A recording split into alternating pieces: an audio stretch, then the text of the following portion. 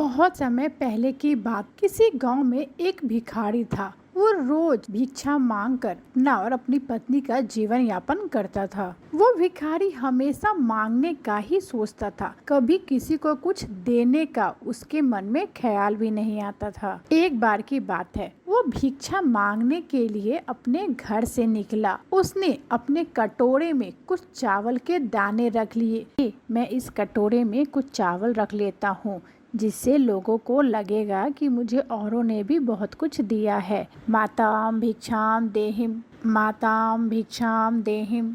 अरे यहाँ तो कोई कुछ नहीं दे रहा है, चलो थोड़ा आगे बढ़ता हूँ। अरे ये क्या, ये तो राजा जी उधर से रथ पे सवार होकर आ रहे हैं। चलो राजा से ही कुछ मांग लेता हूँ, आज तो मेरे लॉटरी लग जाएगी अगर राजा ने मुझे कुछ दे दिया तो। ये सोचते सोचते वो भिखारी आगे बढ़ रहा था। उधर से राजा अपने रथ पर सवार होकर आ रहे थे। तभी राजा ने अपने रथ को उस भिखारी के सामने रोका और नीचे उतरे और एक याचक की भांति उसके सामने खड़े हो गए और बोले, आज मैं तुमसे भिक्षा मांग रहा हूँ। आज देश पर बहुत बड़ा संकट आया है, इसलिए ज्योतिषियों ने कहा है कि संकट से उबरने के लिए मैं अपना सब कुछ त्याग कर एक भिक्षु की भांति भिक्षा ग्रहण करके लाऊंगा, तभी इसका उपाय संभव है। तुम आज मुझे पहले आदमी मिले हो, इसलिए मैं तुमसे भिक्षा मांग रहा हूँ।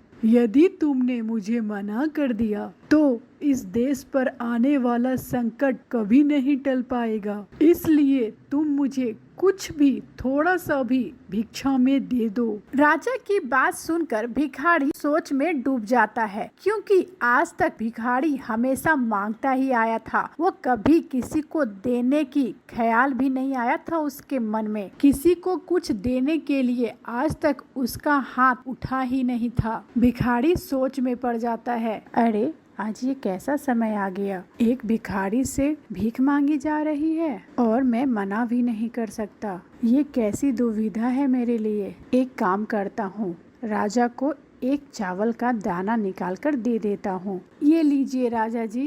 राजा चावल के एक दाने को पाकर ही खुशी खुशी वहाँ से आगे बढ़ जाते हैं। आगे चलते हुए सब ने बढ़ बढ़ कर राजा को भिक्षा दी, किंतु उस भिखारी ने तो एक दाना दिया था, लेकिन उसे उसका भी गम सता रहा था। जैसे तैसे वो भिखारी शाम को अपने घर पहुंचता है। अरे भाग्यवान, ये लो, आज कुछ ज्यादा नहीं ला पाया हूँ मैं। भिखारी की पत्नी ने जैसे ही उसकी झोली को पलटा, उस झोली में से सामानों के साथ साथ एक सोने के चावल के दाने निकले। ए जी, ये क्या है? एक सोने के चावल के दाने, ये किसने आपको दान दिया? यह देखकर भिखारी जोर जोर से अपनी छाती पीटते हुए रोने लगता है। तब उसकी पत्नी उससे पूछती है, ए जी क्या हो गया, आप ऐसे क्यों रो रहे हैं, कुछ तो बताइए। पत्नी के पूछे जाने पर उस भिखारी ने अपनी पत्नी को सारी बात बताई। तुम्हें पता है कि जो हम दान देते हैं वही दान हमारे लिए स्वर्ण बन जाता है, और जो हम इकट्ठा कर लेते हैं वो इकट्ठा किया हुआ धन हमेशा के लिए मिट्टी बन जाता है। मैंने सिर्फ एक ही चावल का दाना दान दिया था, इसलिए मुझे सिर्फ एक ही दाना सोने के रूप में प्राप्त हुआ है, इसलिए मैं रो रहा हूँ।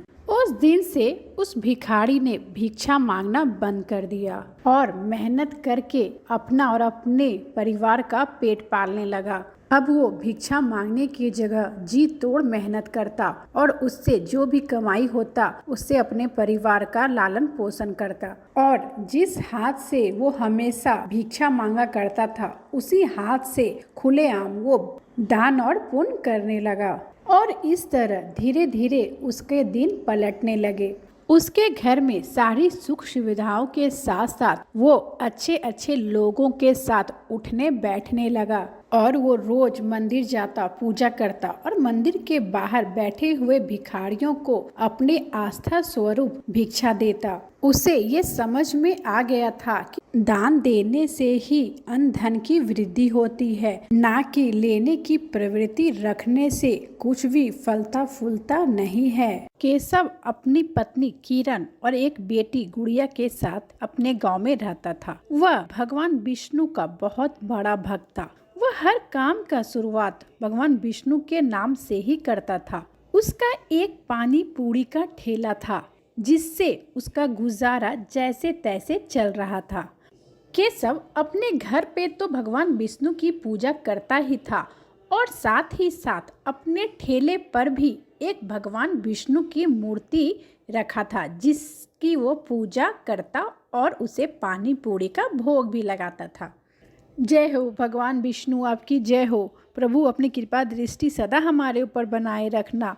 मैं ये पानी पूरी आपको भोग लगा रहा हूँ प्रभु, आप इसे खाकर मुझ पर प्रसन्न होइए और जल्दी जल्दी ग्राहक को भेजिए। जय हो प्रभु। केशव के ठेले के सामने ही रामू भी अपना पानी पूरी का ठेला लगाया करता था। तुम भी अजीब हो केशव, भगवान विष्णु कहीं पानी पूरी का भोग लगाते हैं?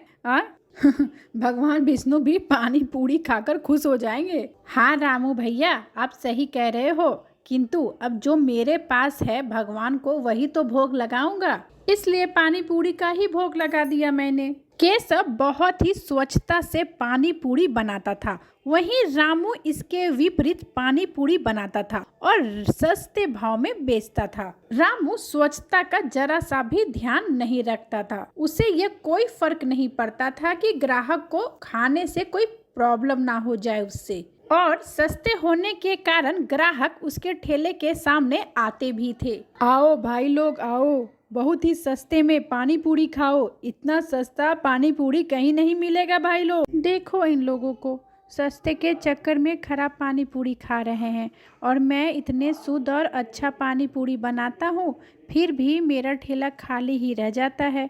इतनी स्वच्छता का ध्यान रखता हूँ, लोगों को भी तो चाहिए कि थोड़ी महंगी ही किंतु अच्छी पानी पूरी खाएं।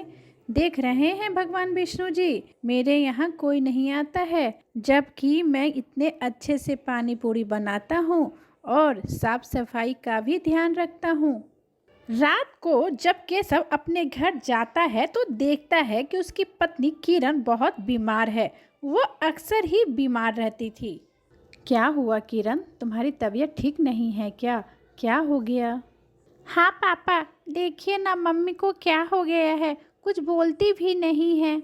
अजी पता नहीं क्या हुआ है, सुबह से ही तबीयत ठीक नहीं लग रही है। ठीक है किरण, तुम आराम करो, मैं अभी दवाई लेकर आता हूँ तुम्हारे लिए, और गुड़िया तुम मम्मी का ध्यान रखना। दूसरे दिन केशव फिर से अपना ठेला लगाता है, लेकिन कोई ग्राहक नहीं आते। तभी उसकी बेटी दौड़ती हुई आती है। पापा पापा जल्दी चलो, कुछ लोग हमारा घर तोड़ रहे हैं, जल्दी चलिए पापा। अरे कौन हो तुम लोग और मेरा घर क्यों तोड़ रहे हो, कहाँ से आए हो? ए जी, ये सरकार के आदमी हैं, सरकार ये जगह खाली करा रही है। मैंने तो सारा सामान बाहर निकाल दिया है, और ये भगवान विष्णु की मूर्ति, गुड़िया तुम इस मूर्ति को पकड़ लो।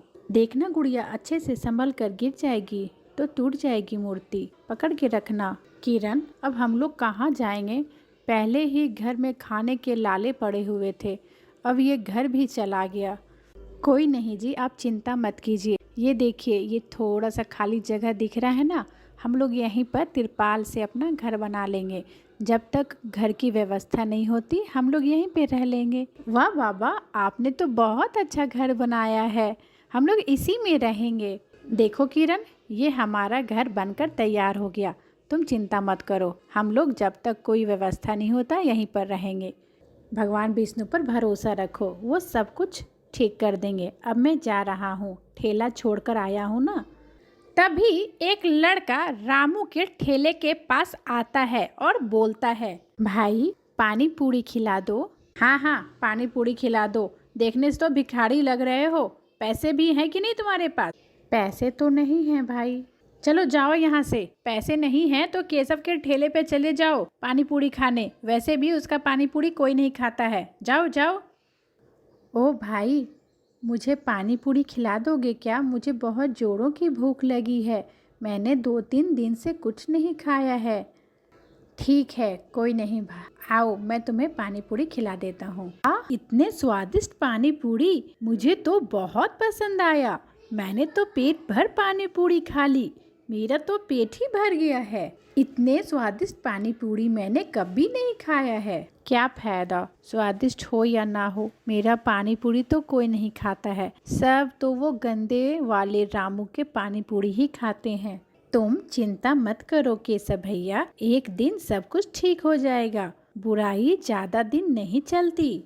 कुछ दिनों बाद ही रामू के ठेले से खाने वाले ग्राहक सब बीमार पड़ने लगे। उन्हें समझ आ गया था कि रामू सही पानी और सही वस्तुओं का इस्तेमाल पानी पूरी बनाने में नहीं करता। सभी लोग रामू के दुकान के सामने खड़ा होकर उसकी पानी पूरी की शिकायत करने लगे। सुनो जी, यही है ये पानी पूरी वाला जो हमें खराब पानी पूरी खिलाता है और हम लोगों की तबीयत बिगड़ने लगती है। चलो सबके सब वहाँ उस ठेले पर केशव भाई के पानी पूरी खाने के लिए। हाँ हाँ चलो चलो, थोड़े पैसे ज़्यादा लेता है लेकिन साफ सफाई और स्वादिष्ट पानी पूरी बनाता है।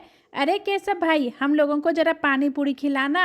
हाँ हाँ मुझे भी, ओ भैया मुझे भी थोड़ा खिला देना जल्दी से। इस तरह केशव का पानी पूरी का ठेला चलने लगता है और वो कुछ दिनों में ही एक भाड़े का घर भी ले लेता है और अपनी पत्नी और बेटी के साथ खुशी खुशी रहने लगता है। केशव और किरण भगवान विष्णु को धन्यवाद देते हैं। भगवान विष्णु की कृपा से केशव का ठेला अच्छा चलने लगता है और दिनों दिन बिक्री भी बढ़ जाती है।